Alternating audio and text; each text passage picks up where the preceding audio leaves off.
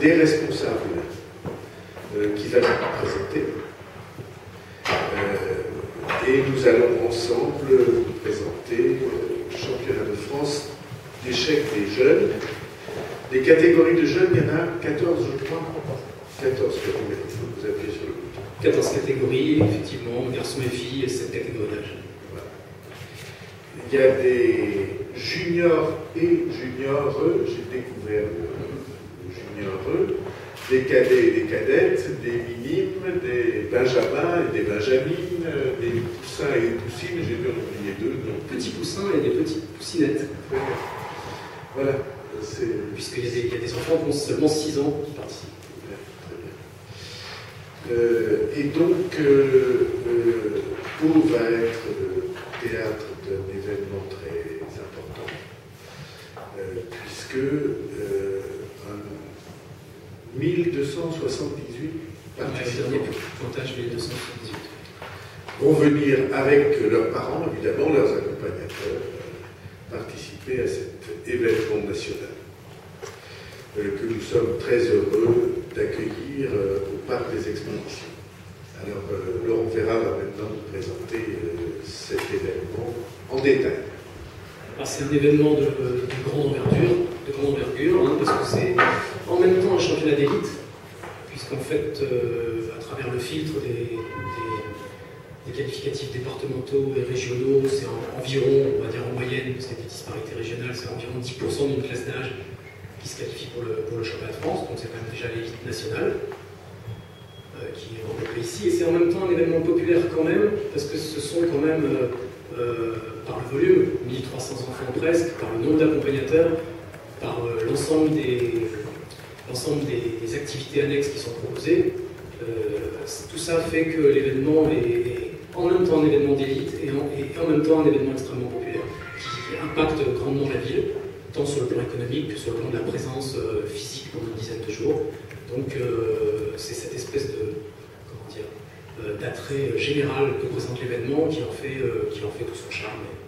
Et j'espère que Pau y sera encore sensible. Comme il avait été sensible, Pau est une ville qui a une petite histoire d'amour avec le jeu d'échecs. Alors, elle n'est pas la seule, mais enfin, il n'y en a pas tant que ça non plus qui peuvent se vanter d'avoir cette histoire d'amour, puisque depuis 15 ans, ça fait déjà la 4e fois que le championnat de France, soit des jeunes, soit adultes, qui est notre autre grande compétition adulte, se déroule dans la ville de Pau. Et si j'ai bien vu aussi, je crois qu'un des tout premiers championnats de France de l'histoire a eu lieu à Pau, dans les années 20 ou 30, je ne sais plus.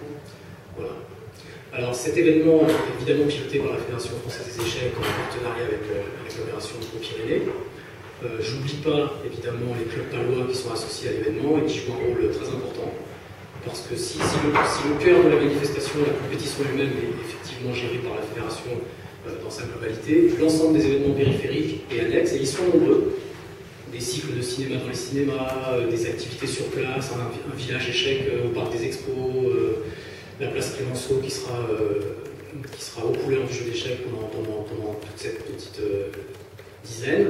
Tout ça fait que c'est un gros investissement des clubs palois qui nous accompagnent dans l'événement et qui sont eux aussi à féliciter à l'avance de la réussite que ne manquera pas de procurer ce championnat de France déjà.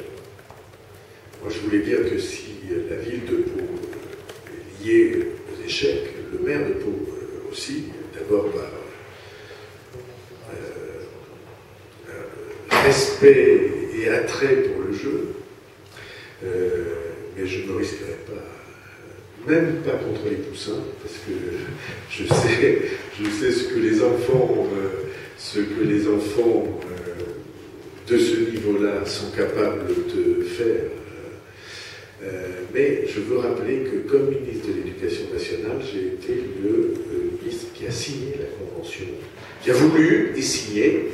À l'époque, ça apparaissait comme très étrange, la convention entre le ministère de l'Éducation nationale et la Fédération d'échecs, parce que la découverte des échecs est pour moi puissamment éducative. Concentration, stratégie, vision différente par les déplacements dans l'espace, projection dans l'avenir, parce qu'on ne peut pas jouer aux échecs si on ne joue pas avec un nombre respectable de coups d'avance, ce qui en politique est aussi très utile. Je m'empresse de le dire, beaucoup de gens ignorent que, et puis les échecs vous permettent de découvrir une chose certaine, c'est que les conséquences ont des causes. Si vous construisez un bon placement de vos pièces, voilà, puis qu'il faut les sortir assez tôt, mais pas trop tôt, enfin toutes ces choses qui sont indispensables, pas seulement à la découverte des échecs, mais en partie à la découverte de la vie. Donc j'ai été toujours très heureux et très fier d'avoir voulu cette convention et d'avoir introduit les échecs comme discipline éducative dans le monde de l'éducation nationale. Donc je viendrai avec plaisir sur le site et admiration parce que je serai enthousiaste pour la manière dont les plus jeunes maîtrisent cette discipline. Est-ce que vous avez des questions? Oui. Monsieur Léra, est-ce que vous pouvez nous dire comment se fait la sélection des villes hôtes de ce championnat? Ils prennent la meilleure. On prend la meilleure, mais il y a un principe de base qu'on doit respecter quand même. Enfin, moi j'y tiens en tout cas depuis que je suis présent moi-même à la Fédération française des échecs, c'est de respecter une espèce de cohérence géographique sur l'ensemble du territoire. Il n'y a pas de raison que des régions soient privilégiées plus que d'autres. C'était un petit peu le cas, je trouve, par le passé. Par facilité, voilà, il y avait des régions qui étaient plus accessibles sur les championnats, que ce soit les championnats jeunes d'avril ou les championnats adultes, il y avait des régions qui étaient sous-représentées, d'autres sur-représentées. On a voulu rétablir ça, et là, si vous regardez les années précédentes, en réalité, on tourne beaucoup en France et on respecte une cohérence hexagonale, pas parfaite, mais quand même assez intéressante. Donc, ensuite, il y a des villes qui sont candidates, c'est quand même un budget pour les villes certains, donc de toute évidence, selon les politiques qui sont proposées par les villes, il y a une adéquation ou il n'y a pas d'adéquation avec notre événement. Quand il y a une adéquation, on prend la meilleure, effectivement. Donc on prend celle qui nous propose les meilleures conditions par rapport à tous les paramètres qui sont en avant, c'est-à-dire la prise en charge financière, mais aussi les possibilités d'hébergement, le lieu de jeu, la possibilité éventuellement d'être appuyé par des clubs locaux, parce que parfois quand il n'y a pas de club local, c'est plus difficile pour nous. Voilà, et tout. On réunit tous ces paramètres et on fait notre choix. Vous pouvez nous dire aussi comment se porte aujourd'hui la pratique du échec en France? Est-ce que c'est une pratique qui se développe, notamment chez les jeunes? C'est une pratique qui se développe, mais ça ne se sait pas beaucoup. Et c'est bien là notre principal problème. Il y a un défaut de médiatisation du jeu, auquel on essaie de pallier, mais je peux dire qu'on n'a pas encore réussi totalement notre coup de ce point de vue-là, et c'est pas si facile que ça de médiatiser véritablement le jeu d'échecs. La pratique elle-même, de par la convention avec le ministère de l'Éducation nationale, ne serait-ce que ça, on a quand même 400 000 enfants. On sait pas le dire exactement parce que c'est toujours difficile de mesurer. J'avais vu le directeur de cabinet du ministre il n'y a pas si longtemps, il me disait que lui-même, à l'Éducation nationale, ils étaient totalement incapables de quantifier un certain nombre d'activités qui avaient lieu. Bon, donc si eux ne sont pas capables de le faire, nous encore moins.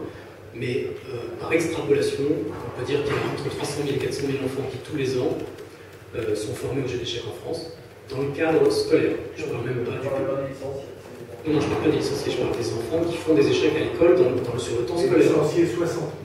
Licenciés 60. Localement, on disait ça, sur la glo, ça... Rien que sur le programme fonction scolaire. Après, on ajoute toutes les interventions périscolaires. Plus difficile à évaluer, c'est la prévention par tableau. On est à 1800 en temps scolaire, 2500 si l'on ajoute tous ceux qui le font en activité périscolaire. Et il y a un truc assez intéressant d'ailleurs, il y aura 30 locaux sur 1300, on est très largement au-delà du ratio habituel. Oui, parce qu'il y a une espèce de prime entre guillemets aux organisations locales, et c'est vrai que... Non, ils sont qualifiés comme les autres. Non, je sais qu'ils sont qualifiés comme les autres, mais non, mais c'est parce qu'ils jouent aussi dans les Open. On a ouvert les Open aussi. D'accord, donc il n'y a pas ça sans glorifier, Ils sont bons un peu. Oui, voilà, c'est ça, on peut vous faire dire. Je vous le dis, ils sont bons, ouais. Il y a d'autres endroits où ils sont bons aussi, mais... Non, c'est une bonne région pour les échecs. Il y a pas mal de jeunes qui sont pas mauvais. Ils vont pouvoir le démontrer ici, à domicile. Est-ce qu'avec les nouveaux rythmes scolaires, ça a permis de diffuser un peu plus la pratique justement dans les établissements? Vous intervenant dans le cadre d'aménagement des lignes scolaires, comme vous dites, aujourd'hui sur une quinzaine de classes par trimestre. On change tous les trimestres. Tous les niveaux, c'est oui, en général c'est des CM2, mais c'est pas non plus une obligation. Ça peut... Là, on a lancé un grand programme pour essayer justement de restructurer notre offre et on est en train de basculer le système qui existait avant pour vraiment toucher les CP, les CEA et on a même commencé des programmes pour commencer en maternelle. Oui. Moi, très très bien. Ça arrive, on fait déjà en maternelle. Et comme vous savez, vous vous souvenez, pendant les fêtes de fin d'année, on avait fait de la place Royale un jardin anglais. Il y avait un grand échiquier au centre de la place Royale et il y avait tout le temps des gens qui jouaient. Ce qui est l'échiquier comme la moitié de cette pièce, avec des enfants qui se déplaçaient, et des pièces, et il y avait tout le temps des gens qui jouaient. Vous avez parlé tout à l'heure des retombées économiques qui sont intéressantes dans vos cités quand on a fait ce engagement. Vous avez chiffré par le passé les retombées sur... Il y a des études qui ont été faites, y compris par des organismes indépendants. Il y en a notamment une qui a été faite à Troyes, qui avait été diligentée par François Baron à l'époque, qui a fait travailler la CCI de Troyes, de l'Aube, sur le championnat de France jeune il y a quelques années. Bon, alors après c'est variable selon les destinations, mais on estime de toute façon au-dessus d'1 million d'euros, ça c'est sûr, les retombées directes du championnat sur l'agglo et sur éventuellement les communes avoisinantes, parce qu'effectivement les gens sont obligés d'aller se loger plus loin. Là je sais qu'il y a des gens qui se logent jusqu'à, je sais plus, facile 40 km, parce que tout est... Les hôtels, les gîtes surtout, ils cherchent beaucoup les gîtes et les meublés. La cité U aussi, c'est plein à 40 km à la ronde systématiquement. Je me demande s'il y en a qui ne sont pas jusqu'à la limite du Gers, parfois dans certains gîtes assez loin. Et que le public peut aller voir. C'est entièrement libre et gratuit. Par contre, vous ne pouvez pas circuler dans l'aire de jeu parce qu'il y a des problèmes de triche potentielle qui nous ont obligés à prendre des mesures drastiques par rapport à ça, parce que sinon c'est ingérable. Si jamais les parents ou les entraîneurs peuvent rentrer dans la zone de jeu, un qui se lève, qui dit mon adversaire est allé voir son entraîneur, il va souffler, je joue C4, donc il n'y a que les enfants qui sont admis, les arbitres et les officiels dans l'aire de jeu. J'ai vu qu'en marge aussi de la compétition, vous avez prévu des animations un peu pour faire la promotion du jeu. C'est ce que je disais tout à l'heure, il y a plein d'animations périphériques pour faire vivre l'événement dans la ville, pas le cloisonner simplement par des expos sur le lieu de compétition. Et ces animations-là seront prises en charge par les clubs palois, sont détaillées dans le dossier de presse que vous avez en main, je crois. Ils sont entièrement prises en charge par les deux clubs palois qui sont partenaires de la fédération. Bien. Il reste à souhaiter plein succès. Alors on verra et à la fédération. Merci à tous. Merci. Merci.